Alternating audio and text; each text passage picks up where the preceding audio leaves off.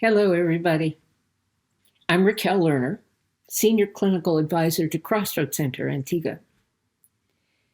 You know, there are three conditions that erode our existence, that erode our soul. And those three conditions are betrayal, indifference, and self-loathing. Today, I'd like to talk about shame and one of its manifestations called perfectionism. We know that shame is at the root of compulsive behavior. It's shame that propels most addictions. But before I go on, I have to say there is a phenomena called healthy shame. Healthy shame is a feeling of embarrassment, humility. We don't want to be shameless. You know, healthy shame keeps us from running to the grocery store nude. But then there's debilitating shame, which is a wound of not belonging. It's a deep sense of unlovability with the ongoing awareness about how very much one wants to connect with others. And gradually, that despair begins to sit where our soul used to be. It's important to know that shame doesn't occur in a vacuum. We weren't born with shame. The wound of shame occurs in early interpersonal relationships. Therefore, healing shame needs to occur not just within the self, but also within our relationships. We all need to feel connected. We need to know that we're not alone in this imperfect journey of being human.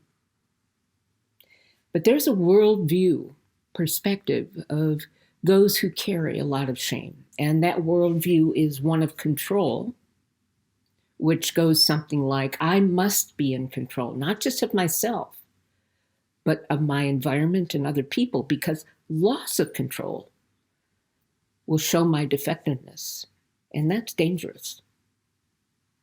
And then there's the worldview of perfectionism. I must avoid making mistakes because to make a mistake is to fail. And that is unbearable. Without my rigid rules and standards, people may find out what a fraud I am. Perfectionism is really hubris. It's pretending we're gods and giving up on being human. And many of you know that it's a miserable coexistence that makes life an endless report card on our accomplishments and our looks. Perfectionists set very unrealistic expectations for themselves and others. Perfectionists are quick to find fault and are overcritical of mistakes, but have an inability to take feedback, get very defensive. And perfectionists tend to be procrastinators out of fear. You know, one worries so much about doing something imperfectly that they become immobilized and fail to do anything at all. Perfectionists shut themselves off from compliments, and they don't celebrate their successes. If you got into grad school, it must have been a computer error.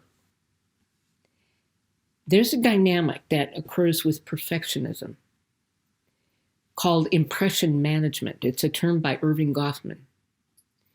And impression management means that you are consistently trying to manage the impression of other people. Basically, you're on stage doing a performance. It's exhausting. And I work with people through the years that have been on stage for so long, they are so lost. They don't know who they are anymore. And they can't accept their vulnerabilities.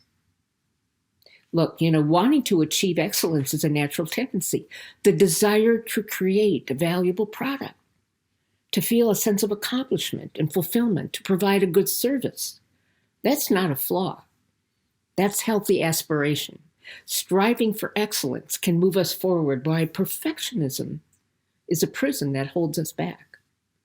The difference between perfection and excellence is that excellence tolerates mistakes. Whether it's striving for excellence or perfectionism, both set high standards and go after lofty goals, but there is a small difference. Those who strive for excellence are achievement and fulfillment oriented. Those who strive for perfection are failure oriented and fear based. For example, an employee who strives for excellence works hard in order to feel a sense of accomplishment, to get a promotion, while a perfectionist works hard at a job to avoid being fired, to avoid criticism. So how can you tell if you're operating as a perfectionist? If I had to summarize in one short sentence, it would be this. If you make a mistake, be very clear about the difference between I could have done this better and I'm not good enough and I'm a failure. How much energy is spent on being perfect? We know it's totally and utterly depleting. But when we can work through our need to be perfect, we reclaim our energy again and learn to use our energy in right ways. Goodness knows, our planet really needs that now. Until next time.